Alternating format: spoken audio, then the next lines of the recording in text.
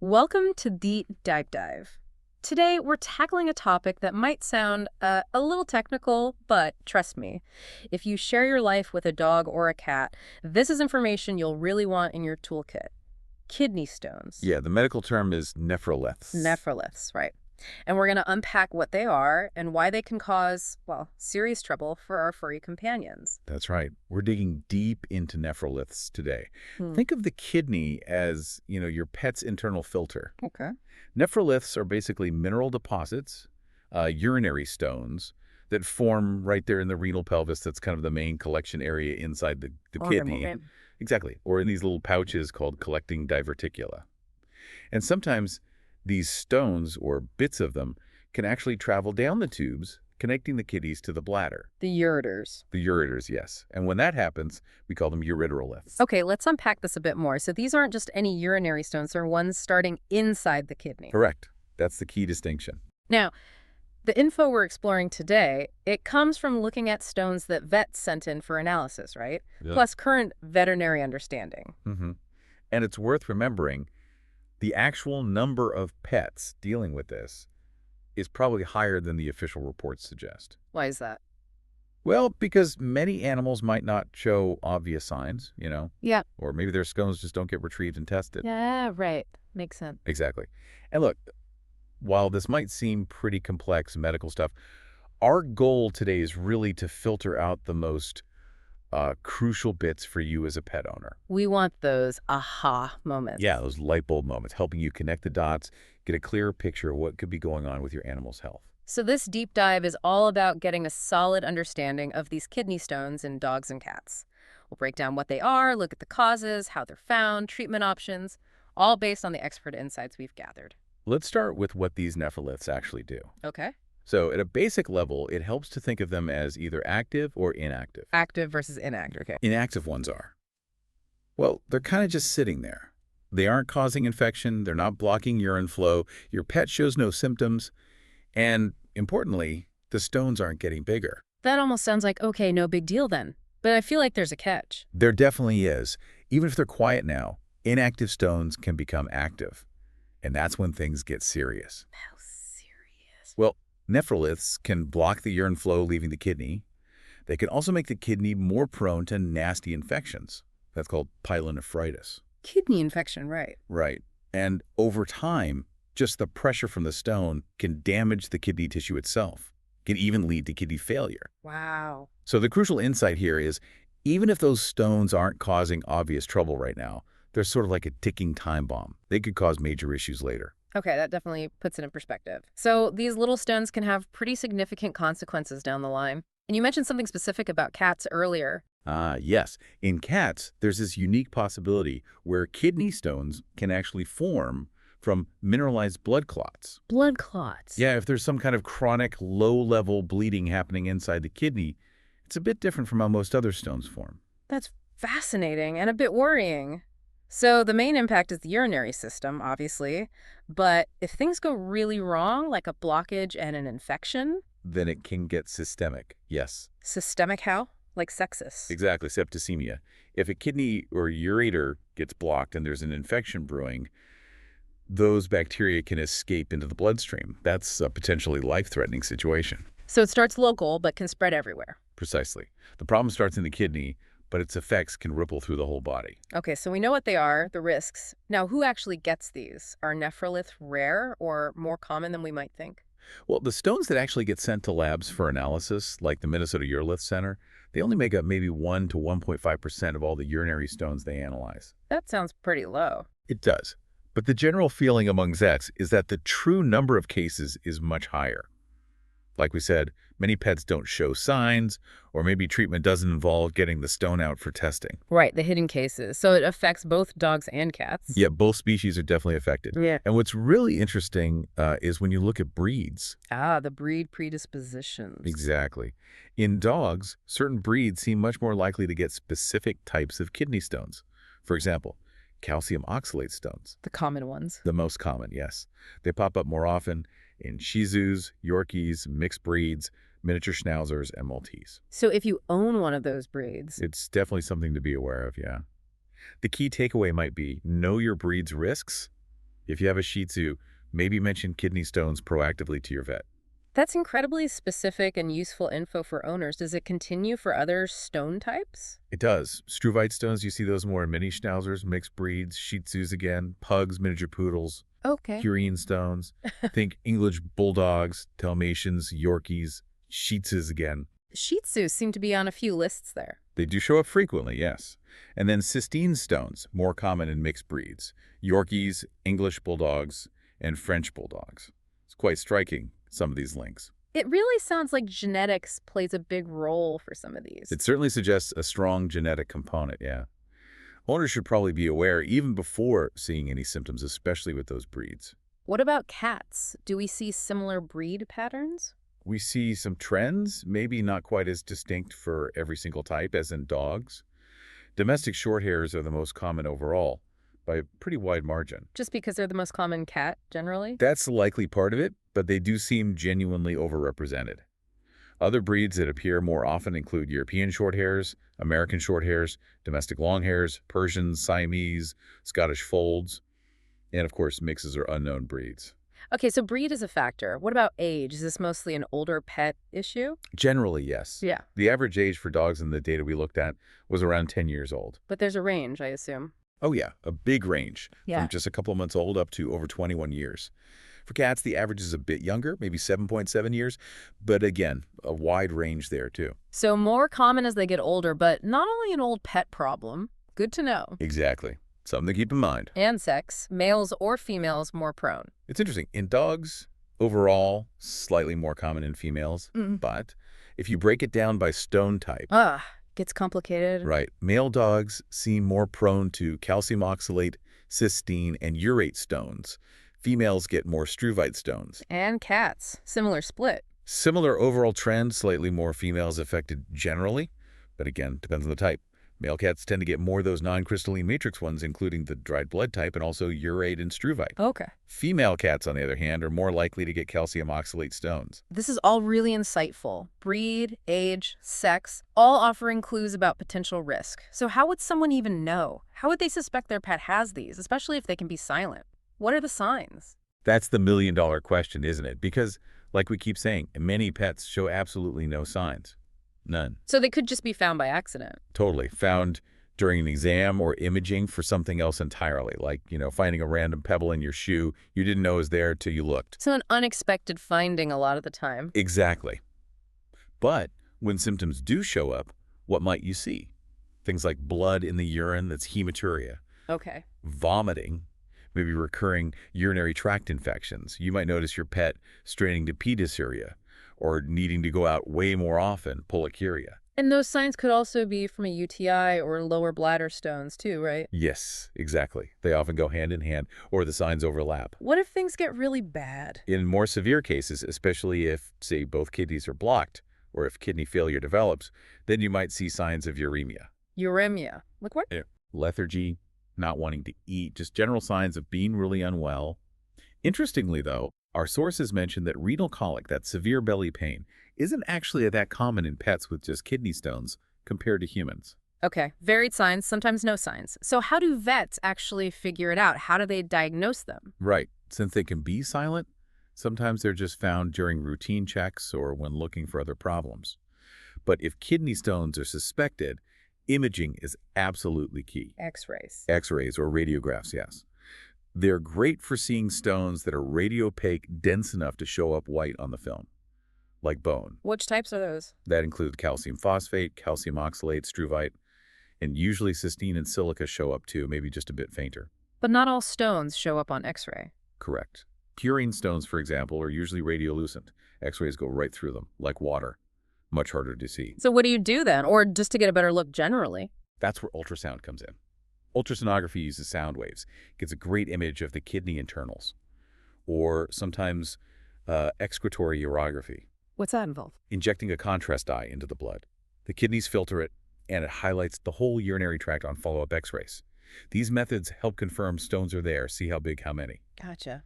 What about lab tests? Blood work, urine samples, do they help diagnose? They definitely add to the picture. Blood work might be normal early on, but if the kidneys are involved or there's infection, you might see changes. Like what? Like, if there's a blockage in both kidneys, or infection or damage, you might see waste products building up in the blood. That's azotemia. And the urine might be weirdly dilute when it shouldn't be. Okay. High calcium in the blood, hypercalcemia, they could point towards calcium oxalate or calcium phosphate stones. And the urine sample itself, what can that tell you? Urinalysis is super useful. It can show blood, obviously. It might show crystals. Can the crystals tell you the stone type? Sometimes. The type of crystal can give you a pretty strong hint about the stone's makeup. You might also see white blood cells, protein, bacteria if there's an infection. But it's not definitive. No. And this is really critical. The only way to know for sure 100% what that stone is made of is to get a stone out and send it for analysis. That makes total sense. Imaging sees it, analysis identifies it chemically. Okay, let's switch gears to what actually causes these things to form. Sounds like there are quite a few types, so I bet the causes vary a lot too. Absolutely. The basic idea, the general principle for any urinary stone is that the urine gets oversaturated with certain minerals. Too much stuff dissolved in there. Exactly. The concentration gets so high, the minerals can't stay dissolved anymore. They start to clump together, form tiny crystals, and those crystals can grow into stones. And yes, the specific reasons for that oversaturation usually depend on the stone type. Okay, let's walk through the common ones. Calcium oxalate, the most frequent, you said. What's behind those? Several things can feed into calcium oxalate stones. High calcium levels in the urine is a big one. From diet or something. Could be diet, could be conditions like primary hyperparathyroidism. Also, high calcium levels in the blood itself. Low levels of citrate in the urine citrate normally helps prevent stones. An inhibitor, right. Yes. And high levels of oxalate in the urine too. Sometimes just eating way too much calcium can contribute as well. Okay. What about calcium phosphate stones? In cats, remember that chronic kidney bleeding thing we mentioned? That can be one factor. Right, the mineralized clots. Other causes can be high blood calcium again, hyperparathyroidism, too much dietary calcium and phosphorus, and a condition called renal tubular acidosis, which messes with the kidney's acid-base balance. Got it. And cystine stones. We talked about breed lengths. What's the root cause there? Cystine stones are mainly down to a genetic issue called cystinuria. Cystinuria, okay. Basically, the kidneys can't properly reabsorb an amino acid called cysteine from the urine. So levels get really high in the urine, cysteine doesn't dissolve well, and boom, stones form. So it's a specific metabolic problem with that amino acid? Yeah. Makes sense. Now, struvite stones often linked to infections. That's absolutely right. Infection-induced struvite stones are strongly tied to UTIs caused by specific bacteria. Which ones? Bacteria that produce an enzyme called urese.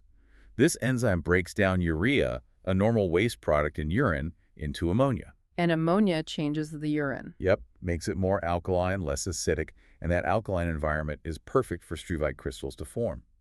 High-protein diets can also play a role, providing more urea for the bacteria to work on. So the bacteria are like little chemical factories changing the environment. That's a great way to put it. They change the urine chemistry, making it easier for struvite stones to form. Okay. And urate stones. We see those in Dalmatians bulldogs. Right. In those breeds, it's often a genetic difference in how they handle uric acid.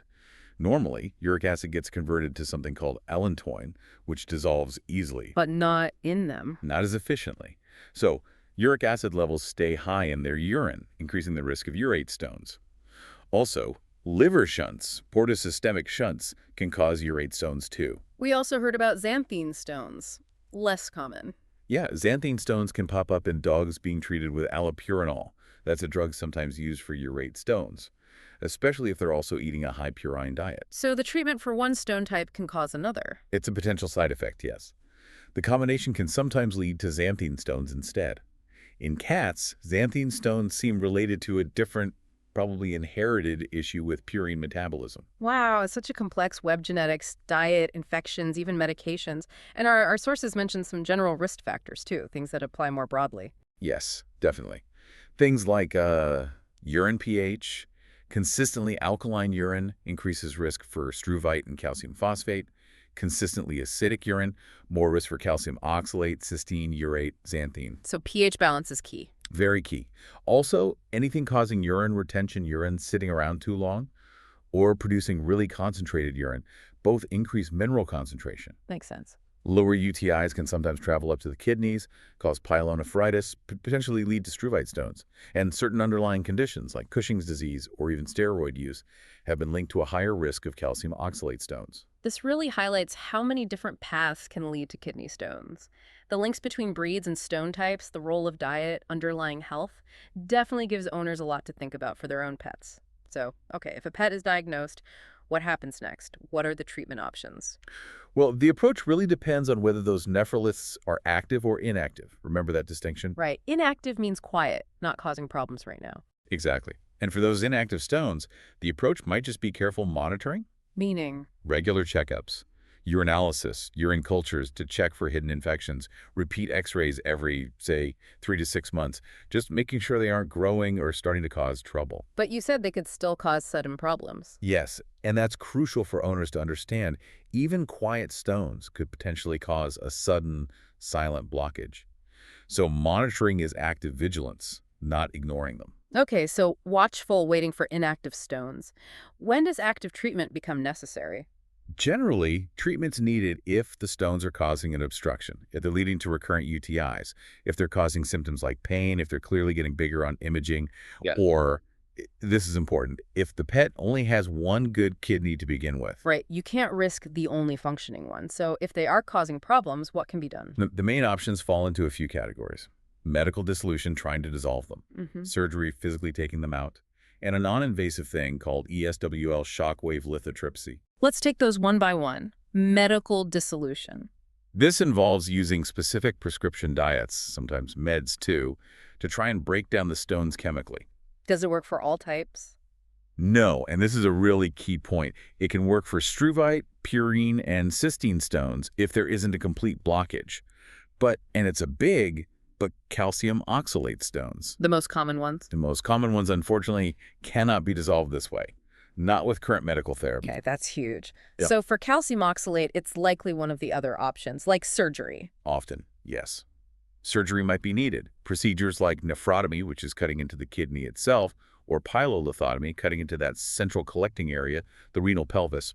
Since the stones are in the kidney tissue, you often have to go in surgically. Sounds invasive. It is. Though sometimes in dogs, a slightly less invasive technique called percutaneous nephrolithotomy is possible using small instruments through the skin. Okay.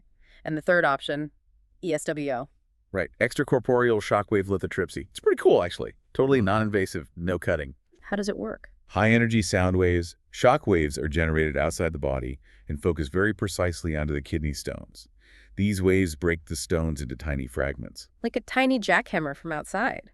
Kind of, yeah. Yeah. The idea is to break them small enough so the fragments can then pass down the ureter and get flushed out in the urine. Does it work well? It's been shown to be pretty safe and effective for kidney stones in dogs. It tends to be less consistently effective in cats, though, for both kidney and ureter stones compared to dogs. Interesting difference. So different approaches for different stones, different species sometimes. Are medications used alongside these? Oh, absolutely. If there's a UTI, antibiotics are essential.